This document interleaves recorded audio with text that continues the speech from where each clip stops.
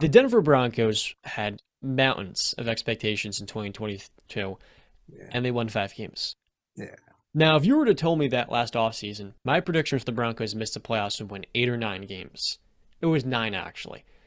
What happened to the Broncos was a combination of untimely injuries, a coach and quarterback who did not gel whatsoever, and honestly, a defense, while special, that eventually fell at the end of the season, mainly because that offense could not support them at all. That defense had way too much on their plate. They eventually traded Bradley Chubb in the middle of the season for a first round pick.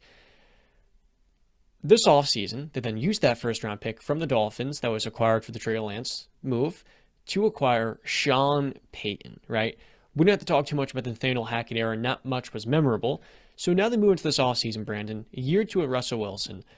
Last year, Russ really struggled up until the last 2 games where with Jerry Roseberg, they went 1-1. Russ looked like the quarterback he was, but 16 TDs, 11 interceptions, a 60% completion percentage, and for the first half of the season, Russ looked lost. He didn't look comfortable in Nathaniel Hackett's offense, really pushing the ball over the middle of the field, not making the right reads.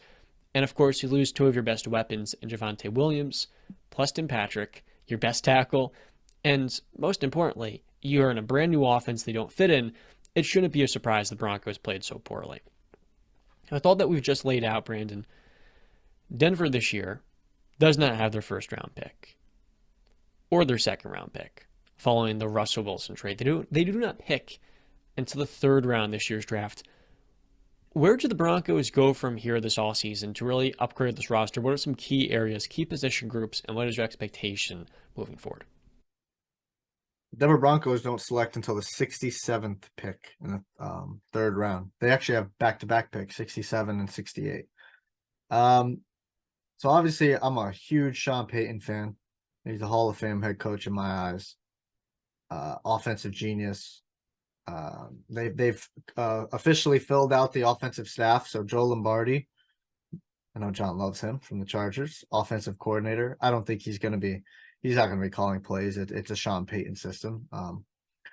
And they officially defensive coordinator is not Rex Ryan. It's not Vic Fangio. It is Vance Joseph, former Vance Joseph. Having the Former, time of his life.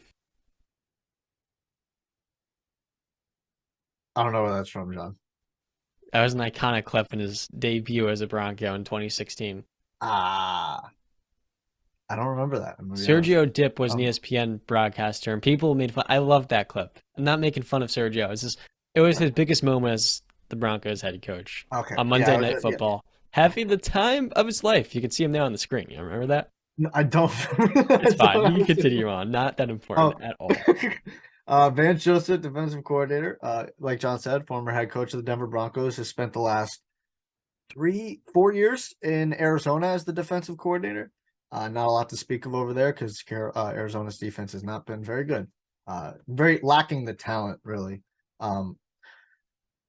So what do I think of the Denver Broncos coming this season? I mean, when the news came out that Rex Ryan could have been their defensive coordinator, my ears perked all the way up, eyes wide open, and I was ready to actually change my narrative on them. That has obviously not come to fruition. They went with Vance Joseph because I guess Rex Ryan, he told ESPN that he would only leave for the perfect opportunity. And this Mm-hmm. obviously, I guess, to him was not a perfect opportunity or Yeah. perfect fit.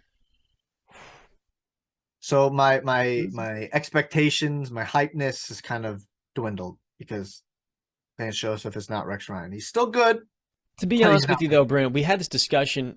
Rex Ryan is more name value being he hasn't coached in 6 years. Vance has been in the trenches. He has familiarity in the organization. Like Rex Ryan was an amazing head coach for the Jets. Got them to 2 AFC Championship games, but it's been a while now, and the game changes pretty quickly. Yes, we talked about it. That's where you stand. I just disagree with that. I think that Rex Ryan is not just name value. I think Rex Ryan would have made a massive difference. I think the Denver Broncos could have been battling for the number one defense in the NFL with a Rex Ryan. But we can disagree on that. That's fine. So my expectations, they're obviously for me, they're probably going to be the third team in the AFC West. They're not taking over the Chiefs or the Chargers, right? Mm-hmm. It Sure. just depends where they fall in that. Can they win games now? Can Sean Payton fix what Russell Wilson's problems were. Can the offense stay healthy? Can it play at a consistent rate? These are all questions that I don't think anybody knows the answer to.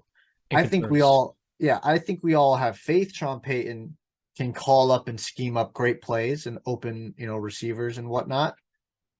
But then the question becomes is was that the real Russell Wilson going forward that we saw last year? Mm. Or were some outside things, taking place? Were injuries really more to do than we actually thought? Was it a combination of everything? We're going to find out the answer to all those questions week 1 of the NFL season in September for the Denver Broncos. We're going to That's know all by I have. October with this Yeah, team. So there's a lot of good with this team, first off. there You have an is. elite defense and you have an elite head coach. You also have a borderline Hall of Fame quarterback. You put those three things together, and the X factor is the weapons. Javante is a special player, but coming off a torn ACL and I believe a torn LCL too. Let me double check that. He's probably not going to be the same player for the first few months. We can expect that. He's probably not Adrian Peterson, I would assume. And then at the wide receiver position, Jerry Jeudy might be a three before he's number two. And that's not disrespect. He's a special player. But this last year, with Russell's struggles, we saw Jeudy is not this elite level weapon or soon to be that everyone's propping up to be. Tim Patrick, Cortland Sutton, really good second options. They are missing that go-to guy. And with only $12 million in cap space per spot rack, it's not like they have this influx of cash. They can go out to just acquire a, say, Devontae Adams or DeAndre Hopkins. They're going to have to go receiver in the draft. And this is a deep receiver class, but by the time you get to pick 67, Brandon, all of those wide receivers are going to be off the board. Even a Josh Downs from UNC, some of these better, more high-profile athletes that are going to be taken in day one and early day two, they're not going to be available to the Broncos. So I think Denver is a sleeper to package those 2 third-round picks to go out and get an early second round and really put themselves in prime position with a young rookie receiver to add as many weapons as you can to this team. For Sean Payton, look, let's not forget that 2 years ago, with his quarterbacks being Jameis Winston, who was the other guy? Ian Book and Taysom Hill, he won 9 games. In an AFC South that had the Buccaneers, Mhm. who went to the NFC Championship game. Sean Payton is a Hall of Fame coach that has maximized his teams everywhere he's went. And I have a hard time believing he cannot fix Russ given 2 years ago, or actually 1 year ago, when Russ requested for Pete Carroll and John Schneider to both be fired, and then Sean Payton to replace him in the ownership. The Seahawks then looked around, pondered his market value, saw he can get 2 firsts, 2 seconds, and extra assets. You know what? Russ will actually trade it to the Broncos. So he wanted Sean Payton a year ago. Now he gets Sean Payton. And I think the Russell Westbrook slander, Brandon, we gotta be honest, it's gone too far. A lot of people have made a big deal about him getting his office. When you play like trash, that's wild. But to have your own office as the quarterback is not that crazy. It's a film room, a place for you to study, watch tape. You're watching more than any other player on the team. And some people have used that against him. They've made fun of him all year long. People are just beating down a guy that has had a Hall of Fame career for 10 seasons. He has one bad year in a new system where the head coach doesn't fit him. And look, I'm not saying Russ is the most dynamic, the most versatile quarterback, because he's not. You need to build around him. But when you do build around him, he's an MVP candidate. He Yeah. is a franchise quarterback. And it seems like people have suddenly forgot that coming off of 1 year where everything went wrong in that Broncos offense. Well, yeah, I would 100% agree with that. Like this, I mean, you slipped up there at the beginning. You said Russell Westbrook, but you meant Russell. I know what you meant. But Which part? Did I say that? yeah, yeah, you did say right at the beginning. But Russell Westbrook, this isn't a Russell Westbrook situation though. Where it's been like 4 or 5 years. Different team after different team after different teams, seeing different situations. We know what Westbrook is now. Russell Wilson, we've seen a down year. Okay. The last year in Seattle, he dealt with injury, he put up some pretty good numbers, even with an injury. I think it was to his hand, his throwing hand, if I'm not mistaken, too. Yeah, Put pretty 25 good numbers. TDs Yeah. in 14 games. Yeah, that's what I'm saying. Had an injury. It came back early, too, I believe, at the end of the season to help them, Yeah. fight for a playoff spot. Then came to Denver, and it was a terrible situation, right? Head coach thought they were getting Rodgers. Just a big confuzzle mess up, whatever the hell you want to call it. Now now we're moving into, phase two. Hopefully that this is the true phase that we can see. I do think Wilson has gotten a little bit of a bad rap. I still believe he's a top 10 quarterback in this league. I think he's going to prove it this year with uh, Respect.